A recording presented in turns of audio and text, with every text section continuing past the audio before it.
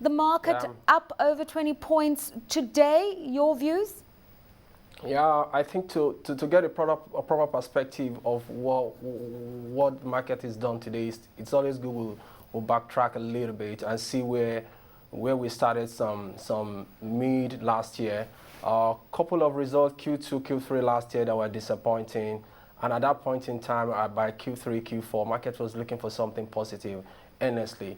And I think the movement in crude oil prices and the AMCON deal with the banking sector provided that positive news flow, and that was carried over basically into the new year. And you can see the market did about over 11% at the first 4 weeks of this year. Right. And all of a sudden, a couple of results came into DSR, Dangote Sugar Refinery, flour mills. They were quite disappointing. And at some point, market began to take a step back again and look at the real benefits of the AMCON deal. And all of a sudden, market just felt, yeah, things have gone way too high, and it corrected itself, right. Shed about 4.2% of its peak of 11% it did at the first 4 weeks of this year. I think all of a sudden, again, it's presented a sort of entry opportunities for some categories of investors, and I think that is what has driven that a little bit, what we've seen in the last 2, 3, or 4 trading days. Now, Olumide, throwing the perspective forward, what are we likely to see by way of growth for the NSE, if at all? Some have actually said we could see as much as 17%. Yeah, consensus, analysts across have been throwing figures at the market. And I think it's always good we take a step back and look at the fundamentals a little bit. What are we buying in the market? What should be driving our optimism? I think is what we can learn from the market that should be driving that. If you look at a couple of results, like I said earlier, that have been published, they've been quite disappointing. I think the only positive result that we've seen this year is the one from Nestle Foods. Going forward, yeah, election year, a couple of money will be flying around. Investor will still be looking at the FMCG, food and beverage. Banking sectors, lots of expectation about Q4 results. Probably we'll get some positive numbers there. So those will be the key drivers basically.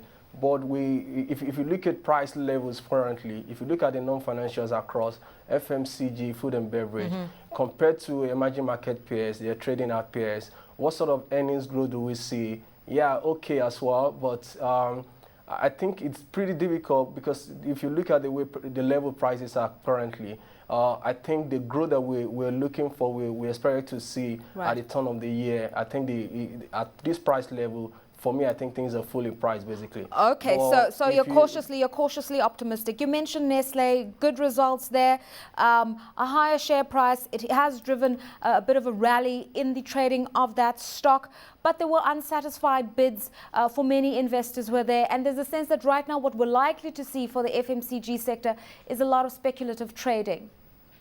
Exactly, you're absolutely correct there.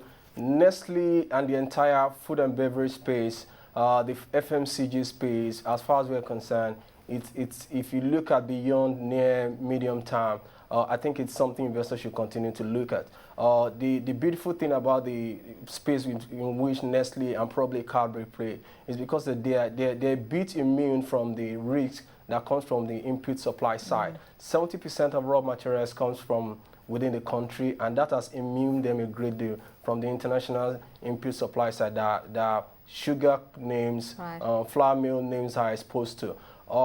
If you look at the numbers released, top line growth of about 28.6%, PPAT growth of the same level, quite impressive. The only disappointing thing there in that result is the dividend yield, which came in at about 3%.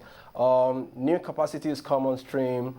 That should continue to drive growth going forward.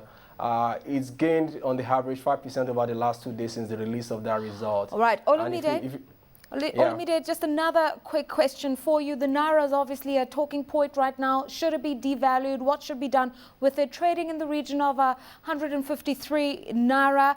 There's also the whole question of rising oil prices above $108 a barrel. What do you anticipate for the currency? And given the fundamentals you referred to, are we likely to see inflows coming into Nigeria?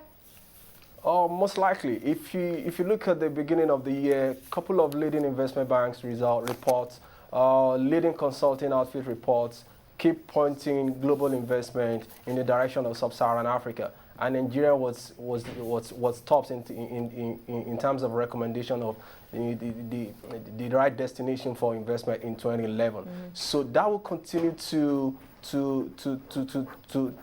drive currency as far as I'm concerned. What sort of currency policy do we have? Probably a crawling peg.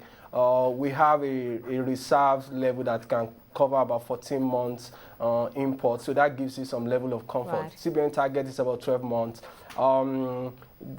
Oil prices continue to inch higher. I think it closed about 90 or so in yesterday.